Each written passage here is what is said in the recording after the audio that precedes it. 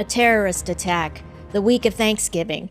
By now, we've all heard about the cowardly ambush of the National Guard stationed in Washington, D.C. An Afghan refugee, radicalized and hell-bent on killing Americans, drove 4,000 miles across the country from Washington State, where he lived with his family, to Washington, D.C., where he savagely murdered 2 National Guard soldiers near the Farragut West metro station, a very crowded hub for professionals, government employees, what have you. Now, this is right around the K Street corridor where all of the lobbyists have their offices. This is Washington, D.C.'s business district.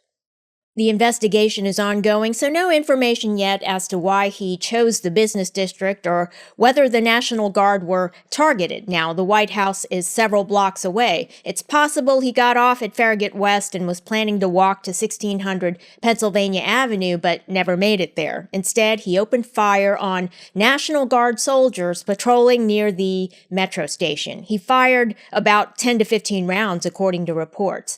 Specialist Sarah Beckstrom, age 20, was gunned down in cold blood. Now, 24 hours later, she passed away. Her fellow soldier, Andrew Wolfe, age 24, is clinging to life in serious condition.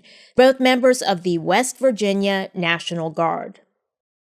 Now, the gunman himself, I won't even try to pronounce the name, was gunned down as well by one of the National Guard heroes on site who took down the terrorist, who's hospitalized now in serious condition. So, will he get the death penalty? Now, the U.S. Attorney for the District of Columbia, Jeanine Pirro, said he will be charged with murder 1, first-degree murder. Now, President Trump and the U.S. Attorney General, Pam Bondi, announced that the terrorist will pay a steep price. So, yes, I believe he will be put to death.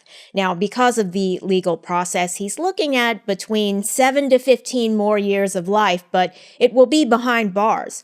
And at the end of that process, he'll be escorted into a room and injected with a lethal cocktail or strapped into a chair. So he has all of that to look forward to and not much else. Now, why is the individual in our country? According to the Biden administration, he deserved to be let in during Operation Allies Welcome. And we all remember that chaotic scene, right?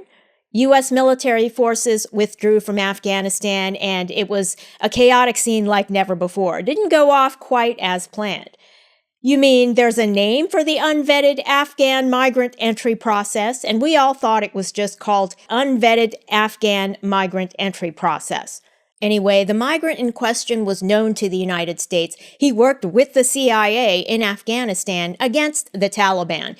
Now, he was part of a paramilitary called the Afghan Zero Units. Now, those are the good guys, right? So let's bring them all here and call it Operation Allies Welcome because, they hate the Taliban, so they must love the United States.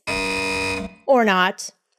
Now, that's why vetting is essential, but the question is what type of vetting is possible with people from third world nations? It's a different thing to vet them for a paramilitary operating within a third world nation, but vetting to bring them to the United States to live among regular folks is very different. And it seems the Biden administration didn't consider those things to be different, though, despite the fact that one of the obvious questions to ask regarding such individuals is whether they really hate the Taliban or whether they just hate everybody. You know what I'm saying?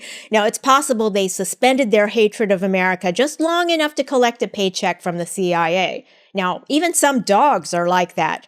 They're bred to be killers, but if you stop feeding them, they turn on their masters because, well, they're killers. And killers aren't known for their loyalty, right? Now, for instance, the police have canine units, and not every dog is appropriate for the canine unit. Each dog has a certain temperament, and it seems to me the Afghan Zero Unit sought out a distinct temperament of individual to serve in the paramilitary during the war in Afghanistan. Now, that type of temperament wouldn't seem to be a good fit for civilian life in America. You work with them in Afghanistan because they're killers. Why bring killers into the United States and call them refugees? They were hired thugs.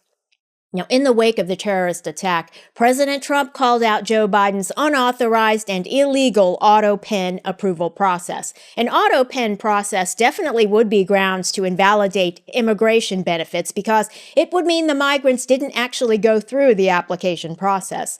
And green card recipients from 19 nations of concern will be looked at again to determine if their green cards should be revoked. Now, federal benefits and subsidies will be terminated for non-citizens.